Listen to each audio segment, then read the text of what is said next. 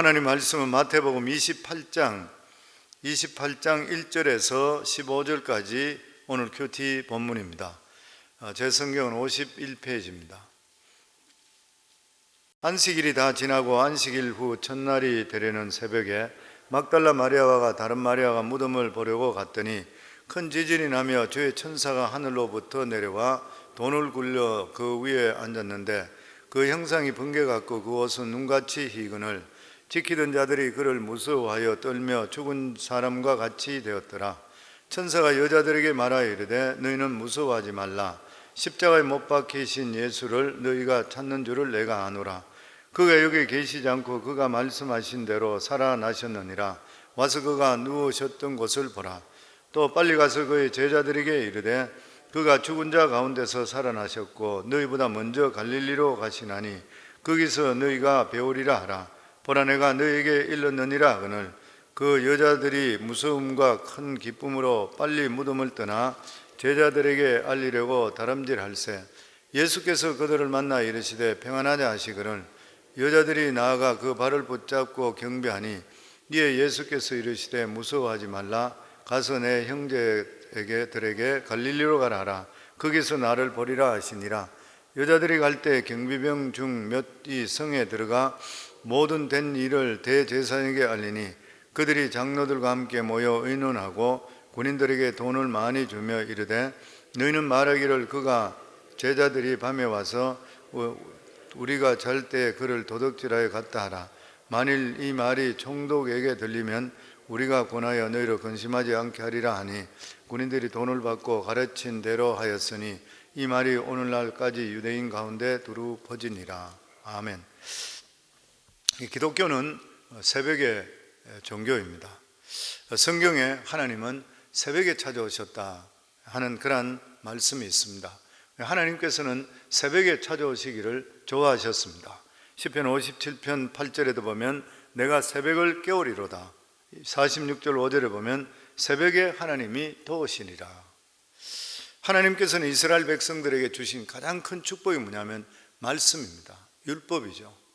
하나님 말씀을 맡겼다. 그런데 율법을 언제 받았느냐? 모세가 새벽에 받았습니다.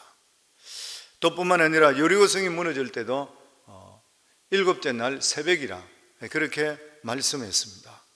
하나님께서 이스라엘 백성들에게 만나를 주신 것도 마찬가지로 새벽입니다. 그러니까 종의 노예로 살던 사람의 근성은 늦게까지 일하고 늦게까지 먹고 마시고 그리고 아침에 늦게 일어나는 이게 근성이 되어 있는 그러한 사람들, 이 사람들에게 하나님께서 새벽마다 만나를 내리셨던 거예요. 만나가 없으면 굶어 죽으니까 이 만나가 해가 뜨게 되면 녹아 없어지는 거예요. 그 새벽 일찍 일어나야 됩니다. 그 먹고 살려고 하기 때문에 이스라엘 백성들을 새벽에 일어나게 했는데 이 새벽 체질로 만들기 위해서 무려 얼마나 걸리냐? 40년이 걸려요. 40년 동안 이스라엘 백성 모두 다들 새벽 체질로 다 만들었습니다. 지금도 유대인들은 새벽 체질입니다. 새벽 체질인 것이죠. 예수님께서 부활하신 것도 새벽인 것입니다. 새벽을 깨우는 것은 하나님께 주시는 특별한 축복의 길인 것이고 하나님이 주시는 기적을 맛보는 것이 바로 새벽인 것이요. 아멘. 그래서 새벽에 나오신 분이 복을 받는 줄 믿습니다. 하나님께서 알고 계시니까 우리가 새벽을 깨우며 하나님께 간절히 기도하는 제목들 뿐만 아니라 하나님이 주시는 새벽 만나도 먹을 뿐만 아니라 기도 응답도 받으시는 귀한 새벽이 되기를 주 이름으로 축원합니다. 오늘날 의학이 무섭도록 발달하고 있다 그럽니다. 얼마 전에 저희 조카애가 의사인데 만났었는데 이야기하는 게 요즘은 약들이 좋은 것이 나와서 뭐 특별한 일 없으면 사람들이 90까지는 다 사는 것 같아요. 그렇게까지 이야기하고 있습니다. 언젠가는 암도 모두 다가 정복될 것이라 그렇게 말하고 있습니다. 그러나 인간이 영원토록 정복하지 못하는 병이 있습니다. 그것이 뭐냐면 죽음입니다. 죽음인 것이죠. 사람은 누구나 할 것 없이 다 죽게 되어 있는 것입니다. 죽음 이야기하면 다 체념하고 마는 것이에요. 죽음이 얼마나 무섭냐 하면은 죽고 나면 사람 숨이 끊어지면 그 순간부터 썩기 시작합니다. 사람 몸이 썩는 것이죠. 그리고 썩어서 나중에는 형체가 없어져요. 나라는 것이 없어져 버립니다. 나라는 사람이 없어지는 것이죠. 그렇기 때문에 우리 인간에게 가장 비참하게 하고 슬프게 하는 것이 뭐냐면 죽음입니다. 없어져 버리는 거기 때문에. 아무리 권력이 있고 돈이 많은 사람이라 하더라도 없어지는, 그 사람이 없어지는 것이요. 죽음 앞에서 다시 살아난 사람은 한 사람도 없는 것이요. 사도 바울은 사망에 대해서 이렇게 말합니다. 고린도전서 15장 55절에 보면 사망아 너희 승리가 어디 있느냐, 사망아 네가 쏘는 것이 어디 있느냐. 사망은 너무 무시무시한 괴물이기 때문에 사망은 부자도 잡아가고 권력도도 잡아가고 머리 좋은 촌대도 잡아가고 다 잡아가는 것이요. 그냥 잡아가는 것이 아니라 굉장한 고통을 주면서 잡아가는 것입니다. 그런데 인류 역사상 가장 놀라운 일이 일어난 것이 뭐냐면은 예수님께서는 사망하시고 다시 부활해서 살아나셨던 것이요. 예수님은 합법적으로 하나님의 능력에 의해서 죽으셨다가 죽음을 이기시고 살아나신 첫 번째 케이스가 되었습니다. 그래서 고린도전서 15장 20절에 보면 죽은 자 가운데서 다시 살아나사 잠자는 자들의 첫 열매가 되셨나니, 죽은 자들의 첫 열매가 되셨나니, 예수님께 죽었다가 하나님의 능력으로 다시 사셨다면 예수 믿는 자들도 똑같이 살아나게 되어 있다고 하는 것이요. 예수님의 첫 열매면 이제부터는 수많은 열매가 맺려 예수 믿음을 통해 맺히게 되어 있는 것이요. 아멘. 예수님의 죽으시고 다시 살아나는 것은 우리 인간이 반드시 죽어야 되는데도 불구하고 이 반드시 죽는 자들에게 얼마나 놀랍고도 반가운 소식인지를 모르는 것입니다. 그래서 예수님 자신이 죽었다가 다시 살아나실 뿐만 아니라 죽음을 이기신 것이기 때문에 인간의 죽음과 그 이후의 세계에 대해서 오직 정확하게 말씀할 수 있는 분은 오직 예수 그리스도밖에 없는 것이요. 그래서 하늘에서 내려온 자 예수 그리스도밖에 없었다 그래요. 가는 길을 아는 자 예수 그리스도밖에 없는 것이요. 그러니까 예수님께서 길이요 진리요 생명 되시는 것이요. 그 예수 믿는 것이 복인 것이요. 아멘. 우리는 죽어도 살겠고 예수 믿으면 살아도 우리 영원히 사는 것을 믿으시면 아멘 하시기 바랍니다. 아멘. 예수님만이 죽으셨다 다시 살아나시기 때문에 죽음에 대해서 우리에게 분명히 말씀할 수 있게 되는 것이에요. 그래서 기독교는 도덕적이고 그리고 윤리적입니다. 그러나 그렇다고 기독교가 도덕적이고 윤리적인 종교는 아닌 것이요. 기독교는 부활의 종교인 것이요. 기독교는 착하게 살아라, 나쁜 짓 하지 말라, 정의롭게 살아라가 아닌 것이요. 기독교는 예수님께서 죽었다가 다시 살아난 것을 믿는 것이 바로 기독교인 것이요. 그래서 부활을 믿는 자들은 정직하지 말라 하더라도 정직하게 살아야 돼요. 다음 세계가 있는 일인 것인데 부활을 믿는 자들은 불의와 타협할 수가 없어요. 보면 부활을 믿는 자들은 세상 권력이나 재물 이런 어떤 세력과도 타협하지 말고 살아야 되는 것이요. 그러니까 기독교는 자연적으로 도덕적이 되는 것이고 윤리적이 될 뿐인 것이요. 그러니까 기독교의 핵심 메시지는 도덕도 윤리도 아닌 바로 부활인 것입니다. 부활은 죽음에서 생명의 선언인 것이요, 절망에서 소망의 선언인 것이요, 현재에서 영원한 성원인 것이고, 그리고 지옥에서 천국의 선언인 것이요. 이게 바로 부활인 것입니다. 저와 여러분 모두 다가 부활할 것 믿으시면 아멘 하시기 바랍니다. 아멘. 누구든지 부활하신 예수 그리스도를 만나면 다 바뀌게 되어 있는 것이죠, 보면. 그리고 7절 말씀 우리 같이 읽겠습니다. 또 빨리 가서 그의 제자들에게 이르되 그가 죽은 자 가운데서 살아나셨고 너희보다 먼저 갈릴리로 가시나니 거기서 너희가 배우리라 하라. 보라 내가 너희에게 일렀느니라 하거늘. 여기 보면 천사가 보라 내가 너희에게 일렀느니라 분명히 전달했다는 것이에요. 왜 천사는 예수님의 모습이 없는데도 불구하고 예수 그리스도의 부활하심을 전하라 그랬을까요? 이제 증인들은 예수님 못 봤어요. 근데 천사들이 부활했다 그랬어요. 그리고 이것을 전하라 그랬어요. 왜 그러냐면 그것이 부활이 바로 복음이기 때문에 그런 것입니다. 복음은 예수 그리스도의 부활을 전달하는 것이요, 그걸 전하는 것입니다. 예수님을 직접 보지 않아도 아무 상관없는 것이요. 왜냐하면 그것을 전하는 순간부터 부활의 능력이 나타나기 때문인 것이요. 우리 예수님 돌아가신 거 봤어요? 십자가에 보셨어요? 부활하신 거 보셨어요? 아무도 본 사람 없어요. 근데 그것이 믿어져요? 믿음을 통해 능력이 우리에게 나타나는 것이에요. 아멘. 이 구약의 복음, 구약 시대의 복음은 희년과 관계가 있습니다. 희년이 되면 대제사장이 희는 나팔을 불게 됐습니다. 희는 나팔을 부는 순간부터 빚으로 팔려갔던 빚 때문에 팔려갔던 종되었던 그러한 자들이 아무 조건 없이 가족으로 돌아오는 것이 이 희년제도죠. 그래서 대제사장이 희는 나팔을 불었을 것을 알게 될 때 그 종으로 팔려갔던 가족들이나 친지들 이런 사람들은 그 기쁜 소식을 종으로 팔려간 사람들이 혹시 모를까 해서 알리기 위해서 산을 건너고 강을 건너 형제 자매 이렇게 뛰어가기 시작합니다. 그리고 붙들려 가는 곳에 그것을 전하는 것이요. 그래서 구약 성경에 이사야서 52장 7절에 보면 복된 좋은 소식을 가져오며 구원을 공표하며 시온을 향하여 이르기를 내 하나님이 통치하신다 하는 자의 산을 넘는 발이 어찌 그리 아름다운고. 왜냐하면 붙들려 갔던 자들에게 희년 소식만큼 해방 소식만큼 기쁜 소식은 없기 때문인 것입니다. 그런데 오늘 신약 시대에서는 예수님이 부활하셨다는 소식이 바로 복음인 것이요. 누구든지 예수 그리스도의 이 부활의 소식을 믿는 그 사람은 죄의 사슬에서 그리고 억압의 사슬에서 절망의 사슬에서 풀려나게 되기 때문인 것이요.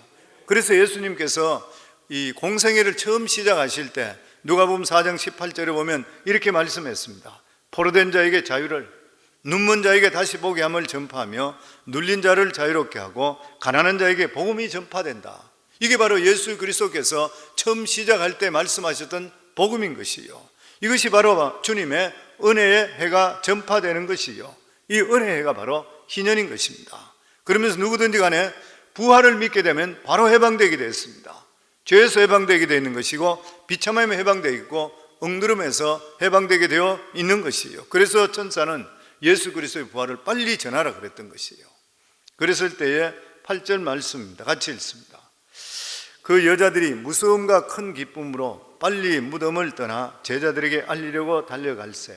여기 보면 천사를 만났던 그 이런 소식을 듣게 되는 사람의 영적 상태를 이야기하죠. 그런 일이 있을 때 보면 무서움도 있고 기쁨도 있어요. 두려움도 있고 기쁨도 있다. 그래서 어떤 사람 신앙이 그렇다 그래요. 신앙은 두렵기도 하고 기쁘기도 하고. 죽은 신앙이 뭐예요? 긴박감이 없는 거예요. 죽은 신앙은 신앙이 그냥 도덕화되고 그냥 철학화되고 교리화되고 종교화되는 것이에요. 이게 죽은 신앙이에요. 신앙은 살아 움직여야 됩니다. 기적을 목격해야 되는 것이에요. 교회에서는 병든 자가 일어나야 되는 것이에요. 용서받지 못했는 자들이 용서하는 그러한 기적이 일어날 수가 있어야 돼요. 절대 포기할 수 없는 것들을 포기할 수가 있어야 되는 것이에요. 성품이 바뀌는 이러한 역사들이 삶 속에 나타날 수가 있어야 되는 것이에요. 이게 바로 부활신앙인 것입니다. 예수 믿고 나서 나는 이제 담배 끊었다, 나는 이제 술을 끊었다, 나는 이제 마약을 끊었다, 이렇게 고백하는 것이 바로 부활신앙이에요. 그러니까 예수 그리스도 믿고 나서 실제로 그 사람이 그리스도를 영접하고 믿음에 있다 그러면 내 삶 속에 반드시 변화의 역사가 일어날 수가 있어야 돼요. 옛날에 못하던 것들은 할 수 있어야 되고 끊지 못한 건 끊을 수 있어야 되는 것이고 내 성품이 그렇지 못한 건데 변화의 역사가 임할 수가 있어야 되는 것이요. 부활은 실제 사건인 마찬가지로 이 부활의 역사가 우리 속에 임할 때는 내 삶 속에 사건으로 일어날 수가 있어야 되는 것이요. 왜냐하면 기독교의 사건은 죽은 사건이 아니기 때문인 것입니다. 살아 움직이는 그러한 사건인 것이요. 무엇인가 변하는 그러한 것들인 것이요. 바로 이러한 변화가 이 여인들 속에 움직이기 시작했습니다. 신앙생활을 하다 보면 어떤 사람은 믿으려고 하는데도 잘 안 믿어지는 경우가 있어요. 신앙이라 하는 것이 의심하면서 믿게 되어 있습니다. 실제적으로 무덤에 찾아간 이 여인들이 똑같았습니다. 이 여인들은 부활의 사건을 접했지만 십자가를 두고 도망갔던 제자들과 별반 차이가 나지를 않았던 것이에요. 그래서 이 사람들이 예수 그리스도의 부활한 사실을 보고도 도망갔습니다. 예수님의 제자들은 예수님이 부활하시고 와서 너희들이 손가락에 못자국 난데 손을 넣어보라, 옆구리에 손을 넣어보라, 이 소리까지 다 들은데도 불구하고 옛 직업으로 다시 돌아갔습니다. 이것이 인간적인 신앙이고 육적인 그러한 신앙인 것이에요. 예수님을 부인도 하지 못하고 긍정도 하지 못하고 부활이 있다는 사실을 믿기는 하는데 봤으니까 능력이 없는 것이에요. 근데 이들이 언제 깨어졌습니까? 오순절 성령 받으면서 깨져버렸습니다. 그러니까 그때 이 사람들이 전체가 대전환이 이루어졌던 것이에요. 성령 받고 나서 죽음이 두렵지 않았던 것이에요. 감옥에 가는 것, 그리고 관원들 대제사장 앞에 서는 것도 두렵지를 않았던 것이에요. 그들이 말할 때마다 기적과 능력이 나타났던 것이에요. 부활의 능력이 나타났다는 것입니다. 그러니까 부활이 어떤 것이에요? 부활이 성령과 만나야 돼요. 우리가 지식적으로 그냥 부활 믿어가지고는 전혀 능력이 안 나타나요. 예수님의 제자들도 부활에 대한 눈으로 봤는데도 불구하고 성령 받기 전까지는 다 도망가 버렸어요. 부활을 지식으로 믿을 때 신앙 고백은 될 수 있지만 능력은 될 수가 없습니다. 부활의 능력이 되려면 성령 충만을 받으셔야 돼요. 그래서 교회에서 계속 부르짖는 게 그거잖아요. 보면 수많은 사람들이 교회 수십 년 동안 다녔는데도 불구하고 능력 있는 삶을 못 살아요. 왜 그래요? 하나님의 성령의 능력을 체험 못하기 때문에 그런 거예요. 부활의 신앙은 구원의 기초인 것이고 근거인 것입니다. 그런데 이 부활이 성령과 만나게 될 때 능력이 나타나게 되어 있는 것이에요. 이렇게 천사의 말을 듣고 부활하신 예수 그리스도 소식을 전하면서 급히 뛰어가고 있는 여인들에게 무슨 일이 생겼습니까? 주님이 나타나셨습니다. 우리 9절 말씀입니다. 같이 읽습니다. 예수께서 그들을 만나 이르시되 평안하냐 하시거늘 여자들이 나아가 그의 발을 붙잡고 경배하니. 왜 예수님께서는 숨어있는 제자들에게 먼저 나타나시지 않고 이 여인들을 먼저 만나 주셨을까요? 그 이유는 이 여인들이 제자들을 더 사랑했기 때문이라 그렇게 이야기합니다. 더 사랑했기 때문에. 제자들보다도 이 여인들이 예수님을 훨씬 더 사랑했던 것이에요. 하나님께서도 말씀하시기를 나를 존귀히 여기는 자는 내가 존귀히 여기고 나를 업신 여기는 자는 나도 저를 업신 여기리라. 예수님을 진짜로 사랑하는 이 여인들에게 예수님께서 먼저 나타나 주셨던 것이에요. 그리고 그들에게 인사하시기를 첫 번째 메시지가 평안하뇨. 너희들 평안하냐? 여기 평안이라는 것은 너희 염려 걱정 없느냐 이런 말이 아닌 것이죠. 이 평안은 주님께서 주시는 그러한 선물인 것입니다. 우리는 예수 그리스도가 없을 때에 불안과 분노, 초조감, 절망, 좌절에 빠질 수밖에 없지만 주님께서 찾아오시게 되면 이러한 불안과 두려움을 이길 수 있는 능력을 우리에게 허락해 주시는 것이에요. 그렇기 때문에 이 말의 뜻이 뭐냐면 평안이 그대에게 있느냐. 다시 말하면은 어떤 분은 이 예수님이 주시는 평안을 보고 그런 이야기예요. 항체와 같다. 몸에 있는 항체와 똑같다. 만일 우리 마음에 항체가 없다면 몸속에 병균이 들어왔을 때 병이 다 걸리는 것이에요. 항체가 없기 때문에. 그런데 항체가 있으면 병균이 들어오더라도 이길 수가 있게 되고 우리 건강을 유지할 수 있게 되는 것이에요. 마찬가지로 예수님께 주시는 이 평안이라는 것은 마귀가 들어와서 우리 속에 염려시키고 걱정시키고 이런 것들, 시험이나 이런 것들을 이길 수 있는 능력이라는 것이에요. 우리가 예수 믿게 되면 그러잖아요. 하나님을 온전히 의지한다 그럴 때는 내 속에 잠시 염려 걱정은 올 수 있겠지 모르지만 그게 오래 잡을 수는 없어요. 왜냐하면 주님을 우리 바라보기 때문에 주께 모든 것을 맡길 수 있기 때문인 것이에요. 그래서 하나님의 주시는 그러한 평강이 우리 속에 오는 것이에요. 그래서 예수 믿는 사람의 특징이 뭐냐면 염려 걱정을 계속적으로 내려놔야 돼요. 주님께 맡기셔야 돼요.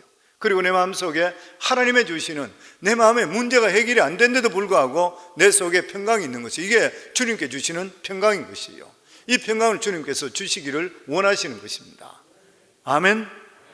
그리고 예수님의 두 번째 메시지는 10절입니다. 같이 읽습니다.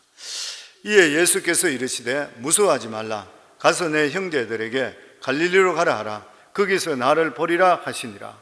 여기서 두 번째 메시지가 무서워하지 말라, 두려워하지 말라. 여호수아에게 모세 대신 이스라엘 영도자를 세우고 주셨던 첫 번째 말씀, 똑같은 말씀, 두려워하지 말라. 마음을 강하게 하라. 왜 그런 것입니까? 예수님께서 모든 것을 짊어지셨기 때문인 것이에요. 이게 바로 복음인 것입니다. 혹시 삶 속에서 어려움을 당하고 있는 분들이 계십니까? 두려워하지 마시고 주님께서 말씀하신 대로 두려워하지 마라, 무서워하지 말라 그랬으니까 주님께 다 맡기기를 주 이름으로 축원합니다. 반드시 그 일을 통해서 더 큰 일을 예배하시고 있다는 것을 믿으시기를 주의 이름으로 축원합니다. 우리 힐튼 호텔 세웠는 콘라도 힐튼도 마찬가지잖아요. 그 사람 직장 생활하면서 나중에 해고당하잖아요. 별 볼 일 없는 해고 당해버리고 할 일이 없고 어떻게 하다가 그러면서 자기가 시작했던 것이 자기가 숙박업을 해볼까 하는 마음이 들으면서 시작했던 것이 바로 지금 현재 힐튼 호텔이 되었다 그러잖아요. 그 어려움을 당하고 해고당하고 이런 일인데 불구하고 믿음을 가지고 있으니까 하나님께서 이번에 왜 나에게 이런 일이 생겼을까? 이번에 무슨 일을 내가 원하시는가? 이렇게 생각하다가 자기가 조그마한 사업을 새로 시작하게 됐던 것이 이렇게 크게 되었다 그러죠. 그게 우리 삶 속에 똑같아요. 아무리 어려움이나 힘든 일이 생겼다 하더라도 어렵고 힘든 일을 좋아할 사람 누가 있습니까? 누구든지 간에 부담스럽고 누구든지 불편한 일이죠. 그렇지만은 믿음의 사람이라 그러면 왜 나에게 이런 일이 났을까? 하나님의 선한 뜻이 무엇일까 나에게? 그러면서 다시 한번 생각하시고 내 마음을 주님께 맞추는 순간부터 주께서 반드시 합력의 선을 이루어줄 줄을 믿습니다. 아멘. 그리고 세 번째 메시지가 10절 말씀입니다. 같이 읽습니다. 이에 예수께서 이르시되 무서워하지 말라. 가서 내 형제들에게 갈릴리로 가라 하라. 거기서 나를 보리라 하시니리. 무서워하지 말라. 내 형제들이 갈릴리로 가라. 10절에 다시 회복의 메시지. 이 말씀은 예수님께 제자들을 3년 동안 훈련했습니다. 그런데 다 도망가 버렸던 것이요. 그 훈련이 실패했는 것입니다. 이 제자들은 예수님 삶의 정인이었지만 온전한 정인이 되질 못했어요. 경험과 삶의 부족인 것입니다. 그렇기 때문에 부활의 정인이 되어야 되는 것이요. 이제 예수님께서 부활의 정인을 삼기 위해서 갈릴리로 부르시는 것이요. 혹시나 오늘 새벽에도 설교 듣는 그런 분들 중에서 주님의 부르심을 받고 헌신했다가 신앙을 잃어버리고 헤매고 있는 분들이 있습니까? 아니면 갈급해하는 분들이 있습니까? 은혜 받은 장소로 돌아가기 바랍니다. 첫 은혜 받았던 그 장소, 기도 동산이면 기도 동산으로, 철학기도 했던 장소면 철학기도 했던 장소로 다시 돌아가시기 바랍니다. 그곳에 가시면 분명히 하나님께 주시는 기적의 음성을 다시 들을 수 있게 되는 것이요. 그래서 여기서도 말씀하시는 게 갈릴리에서 만났는 것과 마찬가지로 처음 만났지 않냐? 그 자리로 다시 돌아가라. 우리 모두 다가 영적으로 다시 회복되는 귀한 축복 임하기를 주 이름으로 축원합니다. 그리고 나서 마지막으로 주님을 만나고 부활을 들었던 또 한 부류의 사람들이 있습니다. 11절에서 13절 말씀 같이 읽습니다. 여자들이 갈 때 경비병 중 몇이 성에 들어가 모든 된 일을 대제사장들에게 알리니 그들이 장로들과 함께 모여 의논하고 군인들에게 돈을 많이 주며 이르되 너희는 말하기를 그의 제자들이 밤에 와서 우리가 잘 때 그를 도둑질하여 갔다 하라. 그들은 예수님의 부활을 진실로 받아들일 수가 없었습니다. 그들은 진실을 왜곡하려, 이게 인간의 마음인 것이에요. 성도님, 불신앙이라는 것이 사실이 아니기 때문에 안 믿는 것이 아니에요. 사실인데도 불구하고 안 믿는 것이 불신앙입니다. 기적을 보고도 안 믿는 것이 불신앙이에요. 오늘 본문의 대제사장과 장로들이 마지막 순간까지 진리를 왜곡하고 부인합니다. 그리고 그들 하는 수법이 뭐냐면 돈으로 사람을 매수하려고 해요. 12절에 보면 그들이 장로들과 함께 모여 의논하고 군인들에게 돈을 많이 주며, 돈의 위력이죠. 그렇지만 돈으로 진리는 살 수는 없는 것이죠. 그리고 13절에 보면 이르되 너희는 말하기를 그의 제자들이 밤에 와서 우리가 잘 때 그를 도둑질하여 갔다 하라. 두 번째는 진실을 왜곡하는 거짓말입니다. 그러니까 예수님의 부활 사건을 시체 잃어버린 실종 사건으로 왜곡한 것이에요. 거짓말은 일시적으로 통하지만 영원히 통할 수는 없습니다. 거짓의 아비는 마귀인 것이에요. 하나님은 절대로 우리들에게 거짓 영을 주지 않았어요. 사람들에게 예수 믿는다 하는데도 불구하고 거짓 영이 들어오는 경우가 있으면 사탄이 하는 것이죠. 쫓아내야 되는 것이죠. 귀신이 들어있는 사람은 거짓말하게 되어 있는 것이죠.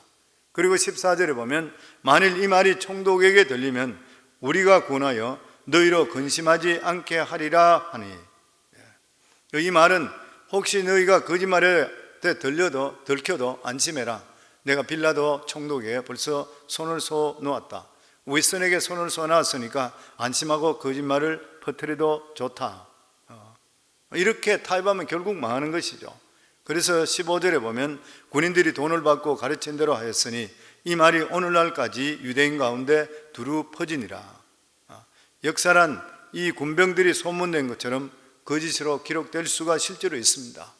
그러나 천국에 가면 인간의 역사가 얼마나 잘못 기록됐다는 것을 알 수 있게 되는 것이요, 예수님의 시신은 결코 도둑 맞은 것이 아닌 것이요, 예수님은 부활하셨습니다. 그렇기 때문에 오늘날 우리가 예수 믿는 것이잖아요.